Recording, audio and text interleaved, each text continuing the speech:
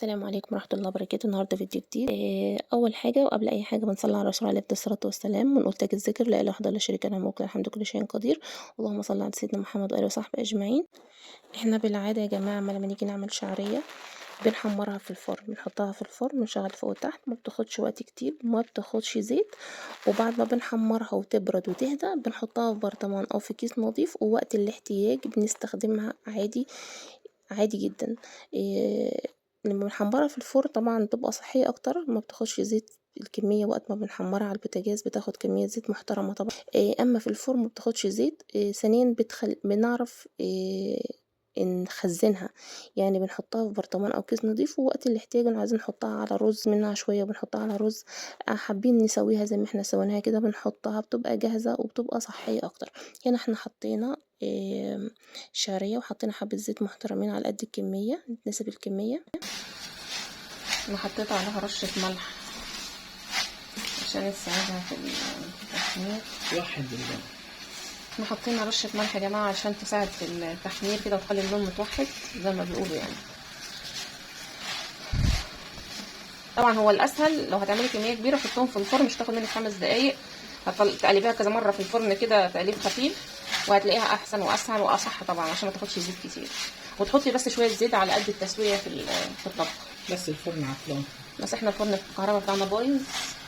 لو مش عندك فرن كهرباء ممكن الشوايه بتاعه الفرن بس تتابعيها، بس متابعه لان الشوايه بتعمل بسرعه وممكن تحرق، وهتبقى اصح طبعا يعني. والله واريح. انا ايديا ورمت وانا بعمله بصراحه وبقلب، ايديا وجعتني. انا ايديا تعبتني عادي يعني، ايه المشكله؟ انا ايديا وجعتني كميه من ايديا، مش بعرف اقطع بطاطسايه اصلا يعني. عادي، ايه المشكله؟ عادي، ايديا مش بتستحمل تقطيعات بطاطسايه، بقعد اقطعها على اي بلانشر اي بتاع تقطيع. عادي، ناس كتيره كده مش انا بس يعني اللي مش هيعرف يعمل كميه كده على البتاع ممكن تعملها في الفرن افضل، هتبقى اسرع وهتبقى احسن يعني.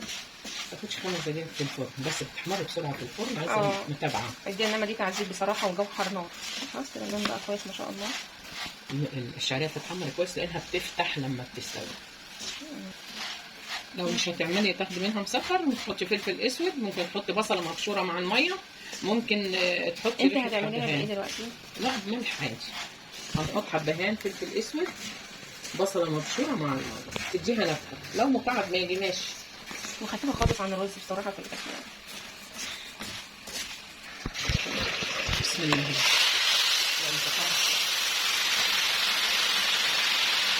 هنا جنب الرز، اول ما تغلي بنوطي عليها زي الرز، زي تسويه الرز بالظبط يا جماعه. هنحط طبعا الميه قد الشعريه بالظبط، هنغطيها زي الرز بالظبط. اول ما تغلي بنوطي عليها. ما بتاخدش نار كتير وسوا كتير على فكره، بسرعه بتستوي ما شاء الله يعني. طبعا احنا هنحط بقى ملح وفلفل اسود، وهنحط بصله مبشوره اوريكم دلوقتي زي الكبسه كده. شجانها نجان كله مع بعض. شويه حبهان، حطيت ملح حاجه بسيطه خالص، حطي مع ملح. مش بشيل ملح كتير على فكره، بيبان فيها بسرعه يعني. بصله مبشوره اهي. عايزين تقطعوا بصلايه قطعوها، بس احنا البصله دي مبشوره بتدي النكهه احسن كمان.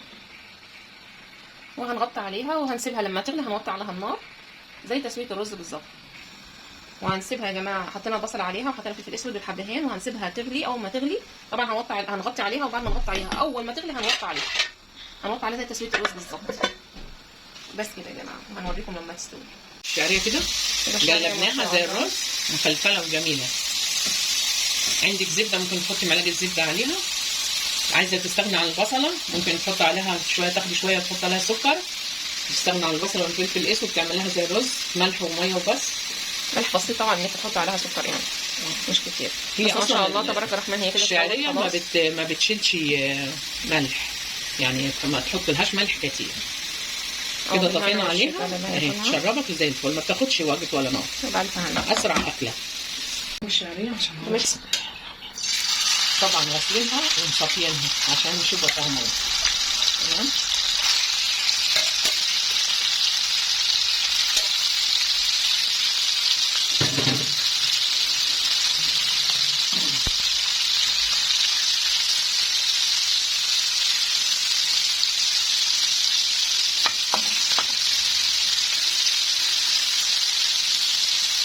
نار عاليه عشان ما تنزلش ميتها. اذا كده هي تشرب ميتها هنحط لها شويه ميه تشرب برضه علشان بنحب السوى الكامل يعني.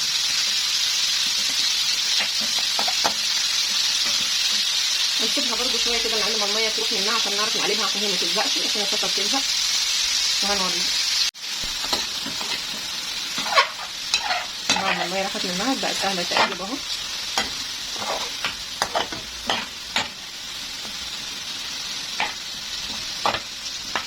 احنا مش هنحط الحبهان والبهارات دلوقتي عشان ما ينحرقش في مش هغير لون ما يغيرش لونها.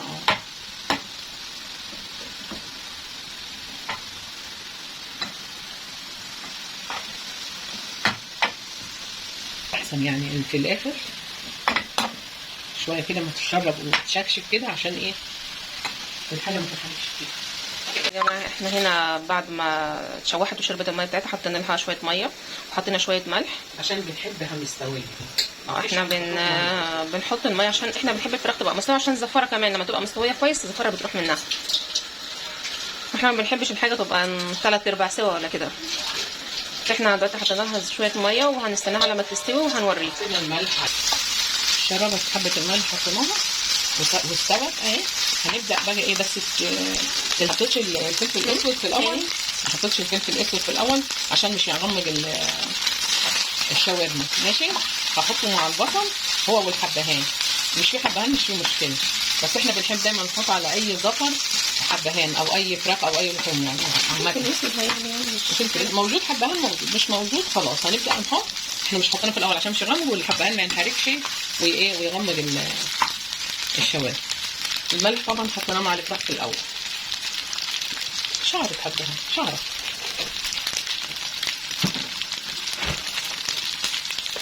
هنحط البصل على الوش كده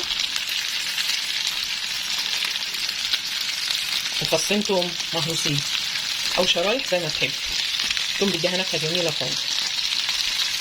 طبعا فلفل اللي موجود عندك، مش موجود مش عايزه تحطي ما تحطيش، لكن هو بيزود الكميه وبيديها طعم برضه. يعني 5 البصل يدبل كده وراح حاطين الفلفل في الاخر.